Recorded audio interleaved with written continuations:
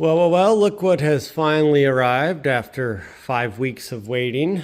We have the new 52-gallon fuel tank. A little smaller than the aluminum one that came with the boat. I think that one was 77, but that is going to be more than enough. 50 gallons, more than enough for what I'm going to do with this boat. So now it's time to get it installed. Have a little scrap piece of the transom Kusa. I know it's overkill, but I'm gonna use it as a bulkhead to get this thing mounted in. So taking some measurements on that. Have to reposition my pass-through for the fuel line because wasn't exactly sure whether this was going to mount. And I thought this was more of an angle, but no big deal there. Got some Kusa strips that it's sitting on right now just to get it mocked up, and I'm gonna start cleaning up the fiberglass around there so I can glass all this down, leave myself plenty of room for expansion. If anybody knows, these tanks take 3% once you put gas in them the first time. And then this area measured out where the console is going to sit. This is going to get left. I'm going to cut the floor and put another bulkhead back here, clean this up, adjust these pipes and all, and have a nice area inside the console that I can step down in. I don't want to waste a bunch of this space. And that's one of the main reasons that I did get a shorter tank. This one's 60 inches long.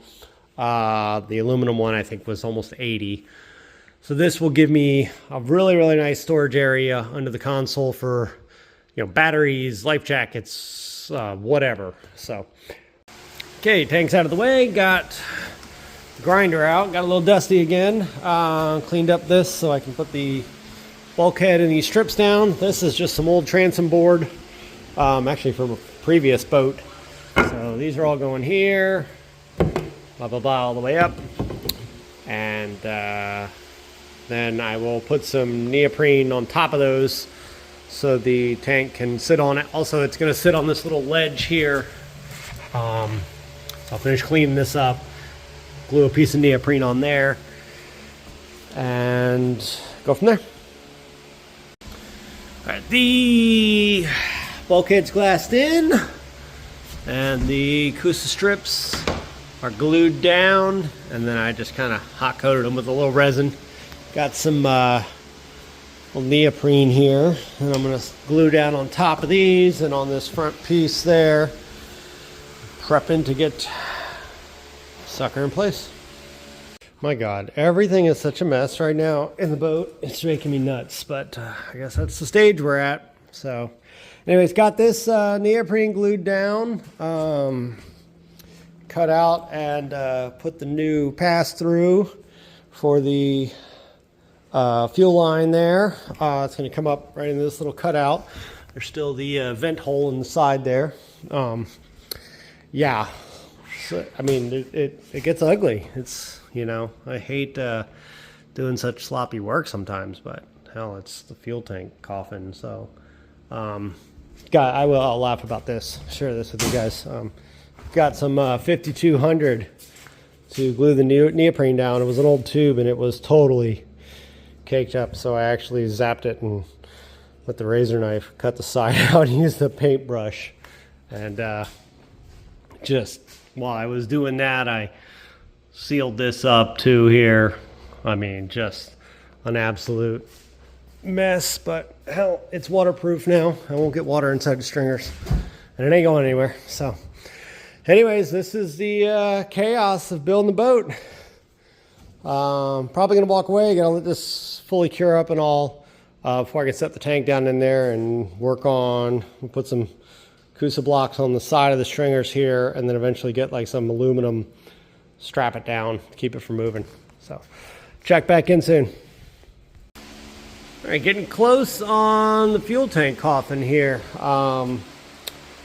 Tank's out of the way, marked it, cut some 2-inch Kusa strips that are right at the tank level. Some blocks up at the front to kind of shim it off. All of them I've 5200'd some, some rubber to them. That stuff is called neoprene. And get ready to drop the tank back in here. And then I bought some flat bar aluminum. These are the brackets that Moeller sells. Just got some flat bar aluminum, and basically I'm going to cut it to width, set the tank in there, and then lock it down with 2 strips going across the top. And then the blocks on the front, we'll keep it off the front, and I'm going to shim it up with however much melamine, why do I keep saying melamine? Neoprene that I need to fill that gap. And that way when the tank expands, it'll fit in there snug. There we go, that should do. Tank is in, locked down, and it ain't moving. Do a little quick recap of what we did. Have the Coosa bulkhead. On the inside of that, it got about, a 3/8 inch gap. And there's a couple pieces of neoprene that are 5200'd to the Coosa. So when it expands that way, it'll press up against it. Underneath the tank, we showed a little bit back, there are 4 strips of Coosa that have been bonded to the hull bottom, and those have neoprene running the length of that. So that's what the tank's actually sitting on. The bottom of the tank fits very well in this little coffin. It's got about, I would say 1/4 to 1/2 inch play total to slide left and right. So it's not going anywhere left and right. Top side, we've got some 12 inch by 2 inch pieces of Coosa, have some neoprene 5200 of those. And these are glued to the stringers with 5200, and I've got 4 stainless steel 3-inch screws also holding them in until the glue dries. Piece of flat bar screwed down to that. Underneath of it, it's all lined. I put some rubber on that just to keep it from rubbing, and a little bit extra neoprene in the center there just to keep it tight. Same thing on the front, the 2 blocks there, and they're screwed and glued to the stringers and the aluminum bar going across. I actually bent the bar just slightly, put it in the vise and just bent it over enough just to give it a little extra pressure. And these blocks, when I put these Coosa blocks on the front here and on the sides, I actually ripped them through the table saw on about a 13-degree angle. So they're sitting pretty much level with the tank. And then these 2 blocks glued and screwed on the front with some neoprene. This is actually touching just barely. I'll give that some room to kind of expand out and push. So once we get some fuel in this, after a couple of weeks, it should be nice and tight. Pass through for the fuel hose. These are all adjustable. Like I said earlier in the video, when I do put the console here, I'm cutting a big hole in the floor, so I'll be able to get in to the console, and that's why I did not make this bulkhead all the way up to the top of the stringers, because I want to be able to access that very easily.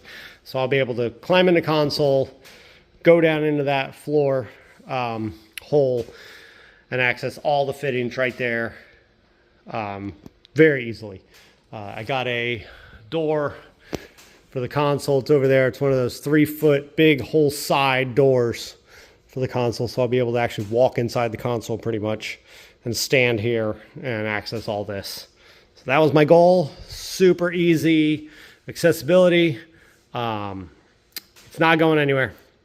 Put 50 gallons of fuel in this thing. Also, it's going to weigh about 400 pounds. It's not moving. So that's it. I'm going to wrap this. Let's do a quick video here for the fuel tank install. If you guys have any questions, just leave a comment and I will be happy to answer them. All right, guys, thanks for watching.